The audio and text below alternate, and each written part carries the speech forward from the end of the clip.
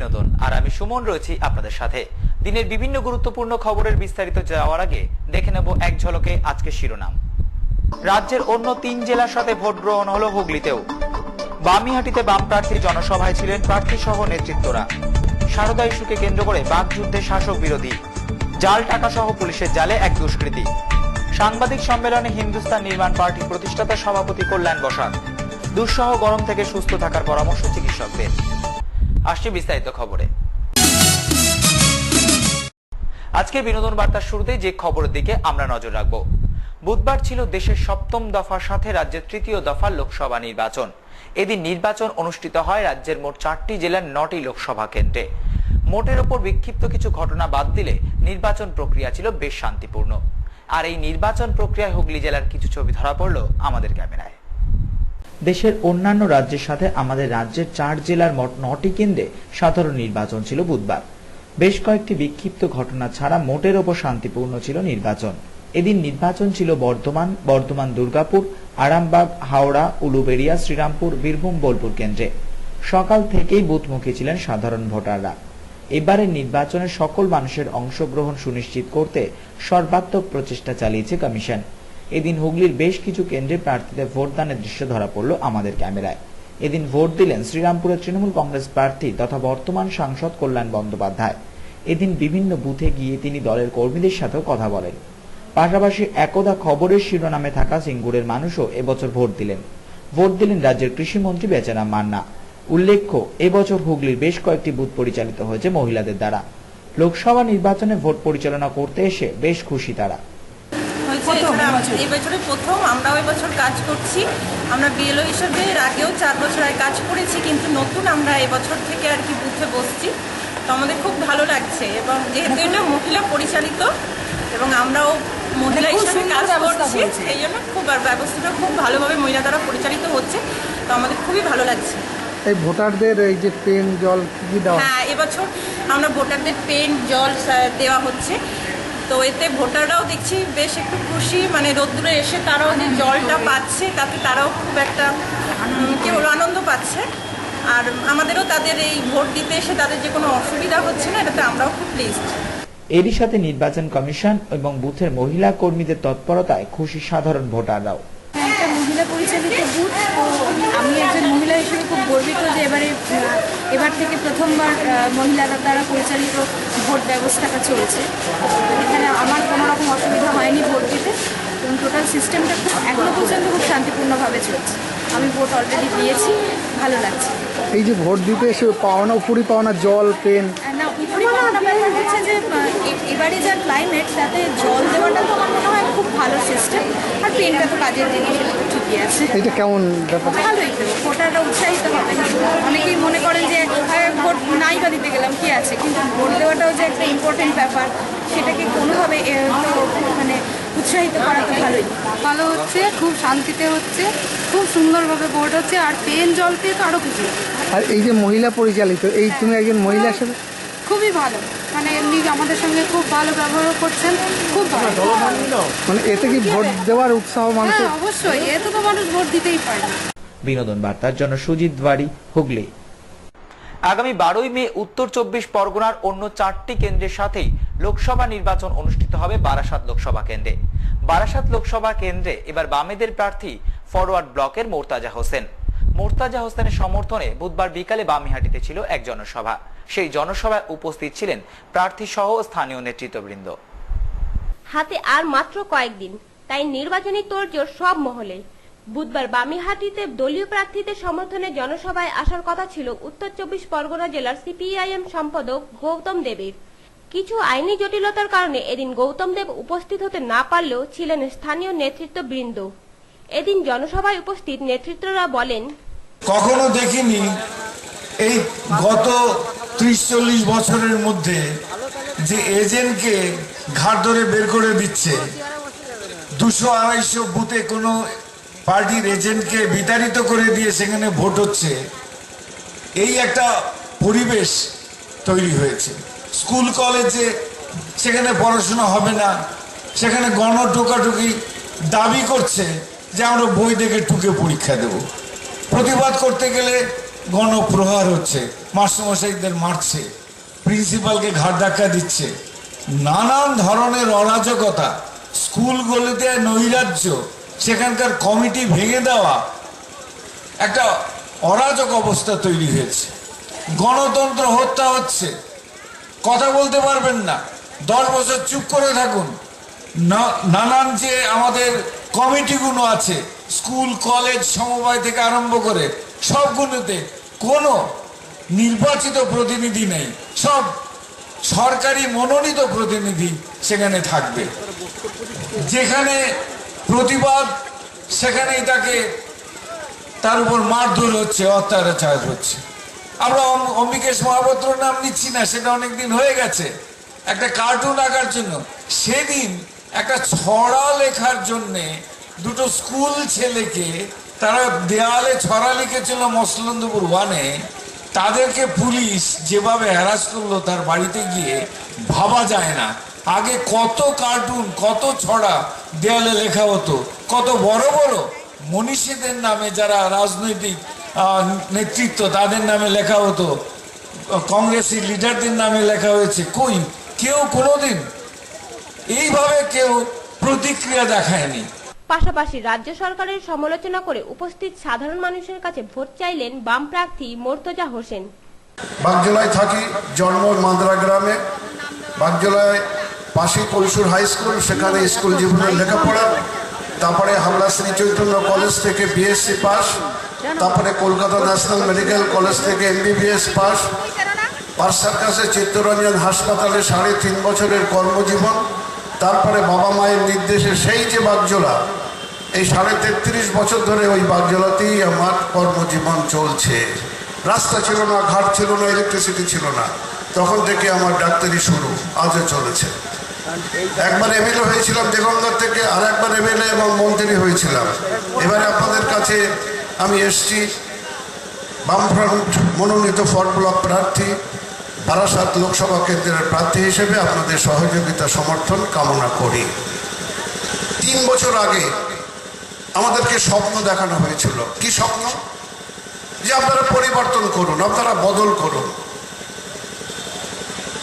আপনাদেরকে উন্নয়নে একেবারে ভরে দেবো পুরো পশ্চিম বাংলা, লক্ষ লক্ষ ছেলে মেয়ে চাকরি করে দেবো, যেটা বামফ্রন্ট সরকার নাকি পারেনি। রাস্তাঘাট সোনা দিয়ে বাঁধিয়ে দেবো, দমদম এয়ারপোর্ট থেকে বারাসাত পর্যন্ত মেট্রো রেল করে দেবো, এমনকি মেট্রো রেলের স্টেশনের নামকরণ পর্যন্ত করে দিল। বারাসাতের বুকে মেডিকেল কলেজ করে দেবো, বারাসাতের বুকে ইঞ্জিনিয়ারিং কলেজ করে দেবো, বারাসাতের বুকে নার্সিং ট্রেনিং কলেজ করে দেবো। তারপরে 3 বছরের পরে যখন চাকরি ঠিকানা হলো, তখন আপনারা দেখতে পেলেন যে আশা আকাঙ্ক্ষা নিয়ে, এমনকি তাদের গার্জিয়ানরা পর্যন্ত যারা আমাদেরকে ভোট দিতেন, তারাও গতবারে আমাদেরকে ভোট দেয়নি যে আমাদের ছেলেমেয়েরা ভালো চাকরি পাবে। টেট পরীক্ষা হলো, প্রাইমারি শিক্ষক নিয়োগ, 42 লক্ষ ছেলে মেয়ে একই দিনে পরীক্ষা।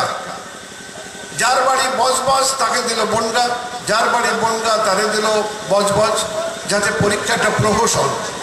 কেউ ট্রেনে উঠতে পারলো, কেউ পারলো না, কেউ পড়ে গেল, কেউ কাঁদলো বসে, একজন তো মারাই গেল। বিনোদন বার্তার জন্য ক্যামেরায় গৌরবের সাথে অপুর রিপোর্ট, বামিহাটি। বিনোদন বার্তার সময় এখন বিরতি। ফিরছি বিরতির পর আর অন্যান্য খবর নিয়ে, সঙ্গে থাকুন।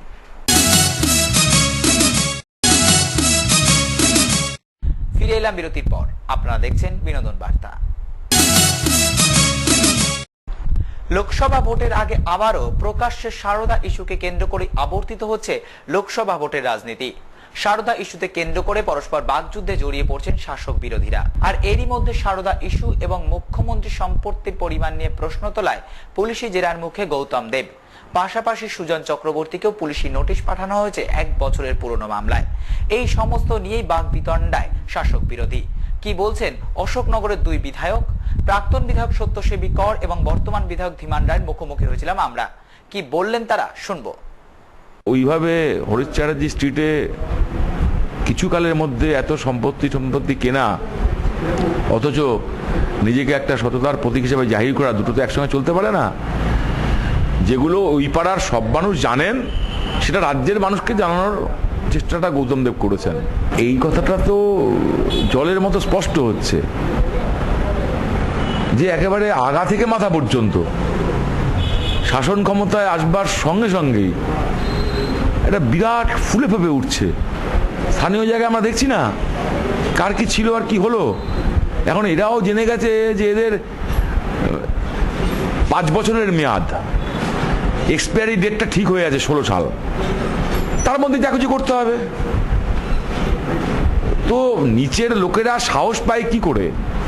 যদি দেখে যে ওপরেও একই রকম চলছে, তাহলেই নিচের লোকেরা সাহস পায়। গৌতম দেব নিজে আতঙ্কিত, কারণ এর আগেও গৌতম দেব অনেকবার একই কথা বলতেন যে তৃণমূলের এটা আমি প্রমাণ করাবো। আগে গত যে কথাগুলো উনি বলেছেন তৃণমূল সম্বন্ধে, আগে গৌতম দেবকে তা প্রমাণ করাতে বলুন।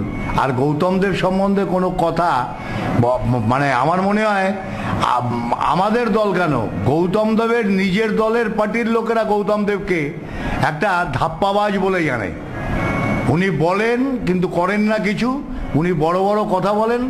বাংলার নেত্রী মমতা ব্যানার্জি সম্বন্ধে যে উক্তি উনি করেছেন এবং যে ভাষায় উনি কথা বলেন, হ্যাঁ, মাননীয় মুখ্যমন্ত্রীকে যে ভাষায় উনি উচ্চারণ করেন আর যে মিথ্যে মিথ্যে কথাগুলো উনি বলছেন, হ্যাঁ, এর জন্য ওনার পানিশমেন্ট হওয়া উচিত। আমাদের দল কেন, আপনারা জানবেন গত বিধানসভা নির্বাচনের সময় উনি এরকম অনেক বাতুলতা করেছেন, অনেক নাটক করেছেন। ওনার নাটক শোনার পরে ওনার পার্টির লোকেরা ওনাকে ঘৃণা করে।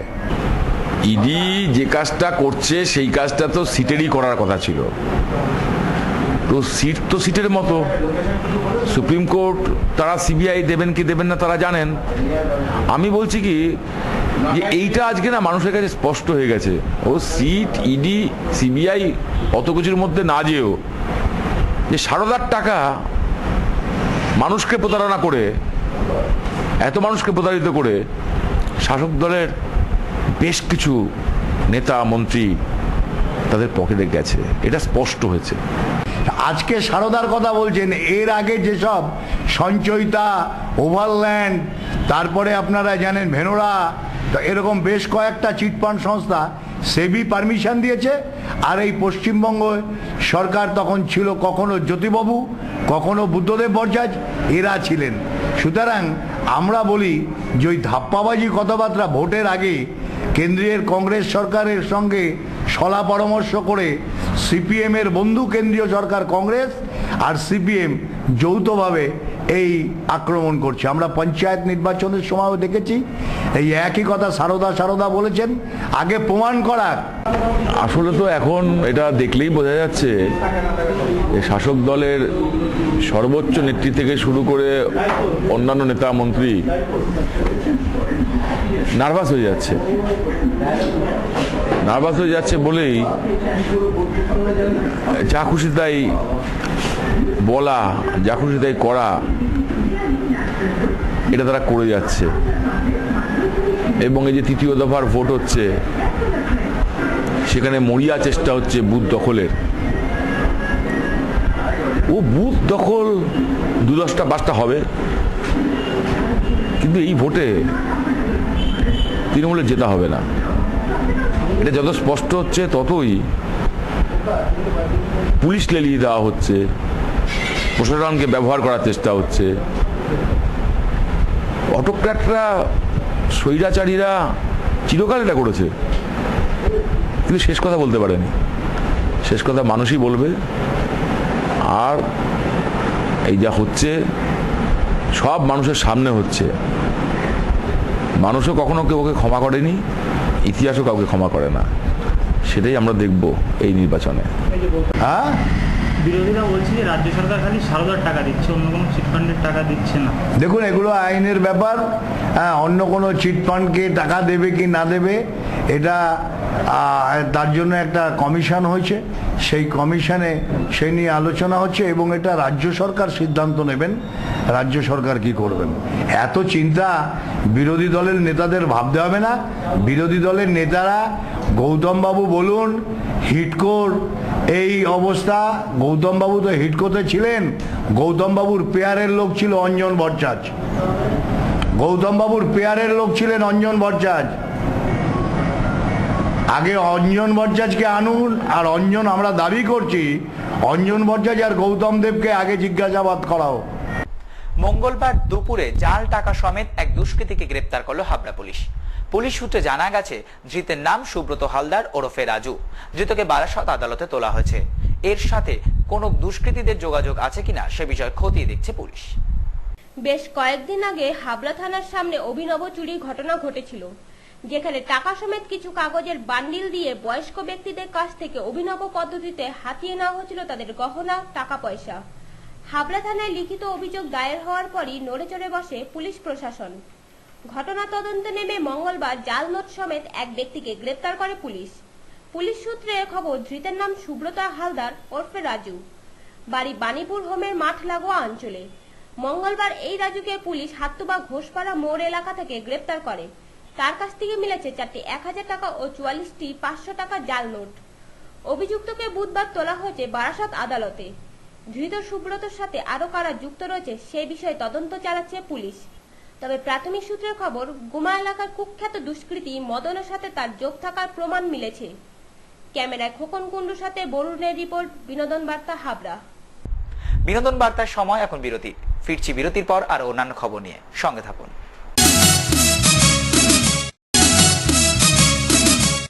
ফিরে এলাম বিরতির পর। আপনারা দেখছেন বিনোদন বার্তা। বিজেপি থেকে বেরিয়ে গিয়ে গত 3 মাস আগে হিন্দুস্তান নির্মাণ পার্টি নামে এক নতুন দল গড়েছেন একদা বিজেপির সমর্থক কল্যাণ বসাক। বারাসাত লোকসভা কেন্দ্রে এবার তিনি হিন্দুস্তান নির্মাণ পার্টির প্রার্থী।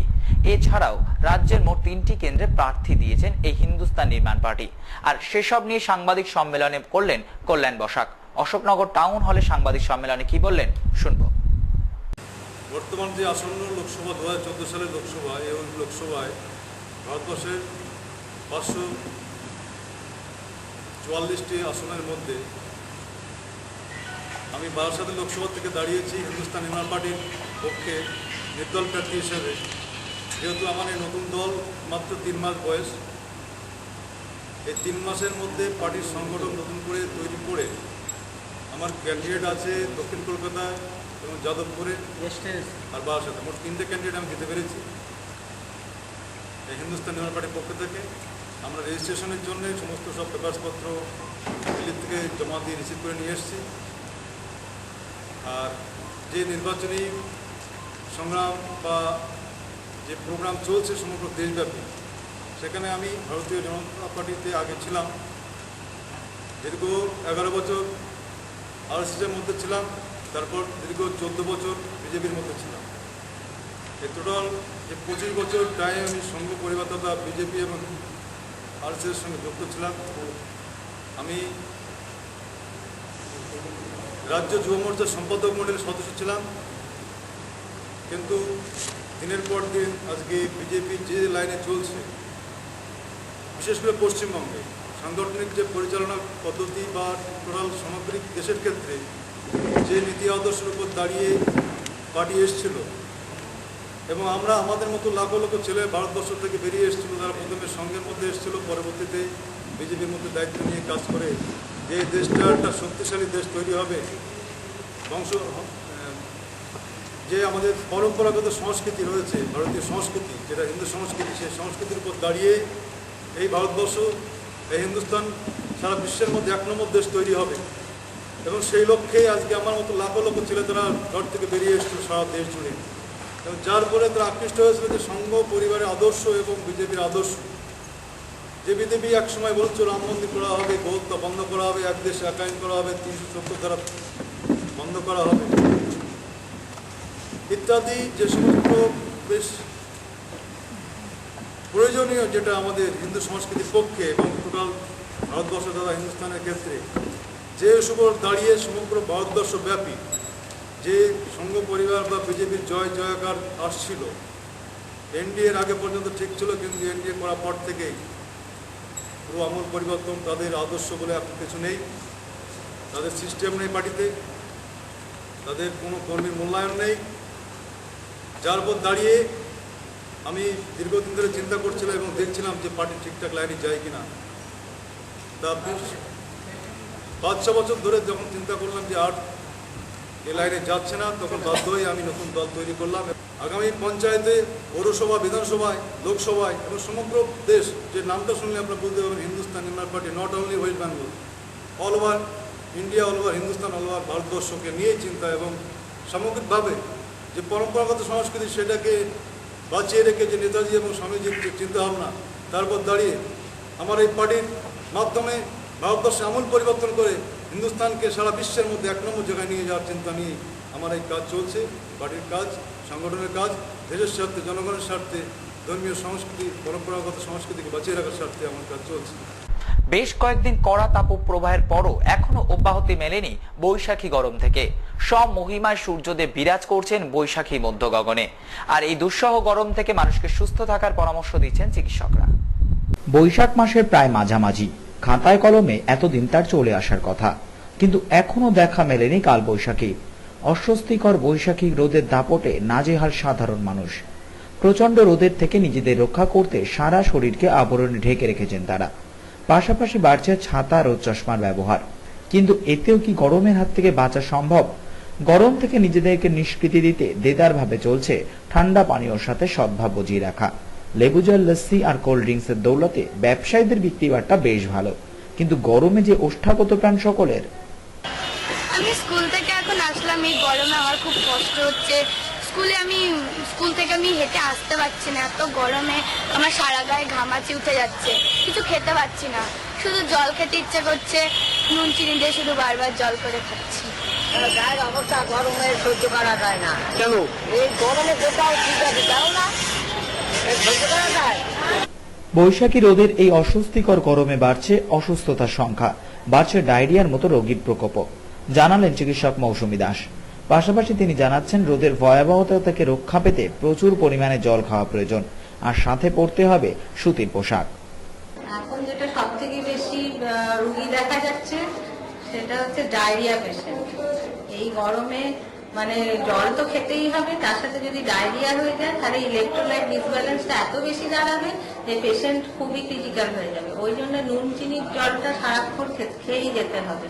তারপরে সেকেন্ড হচ্ছে গরমে ইউরিনারি ট্র্যাক্ট ইনফেকশনে মানে প্রচুর পেশেন্ট আসছে। আর যাদের আগের থেকে কোনো ইউরিনারি স্টোন কিছু আছে তাদের তো এই সময় মারাত্মকভাবে রক্ত পড়ছে পেচ্ছাপ দিয়ে।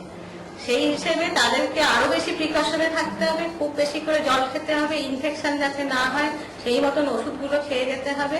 তাছাড়া সাবান দিয়ে হাত ধোয়া এগুলো তো আছেই। আর বাচ্চাদের একটু ঠান্ডা জায়গায় বাইরে রোদ্দুরে যেন না খেলে, হ্যাঁ, এইগুলো খুবই রাখতে হবে, খেয়াল রাখতে হবে। জামা কাপড় খুবই সাদা জামা কাপড় পরে, সুতির জামা পরবে। এবং যদি কোনো বাচ্চার জ্বর এসে থাকে যে কোনো কারণে, ডায়রিয়া হোক বা রেসপিরেটরি ট্র্যাক্ট সর্দি কাশি হোক, তাদের যেন মাথাটা জল দিয়ে ধুয়ে দেওয়া হয়, গাটা স্পঞ্জিং করা হয় সাংঘাতিক ভাবে, নাহলে জ্বরের থেকে তরকা জ্বরও হয়ে যেতে পারে। চিকিৎসকদের পরামর্শ তো মানুষ শুনছেন, কিন্তু মানুষের ইচ্ছার কথা কি জানতে পারছে প্রকৃতি? বিনোদন বার্তার জন্য ক্যামেরায় খোকন কুন্ডুর সাথে বরুণের রিপোর্ট, হাবড়া।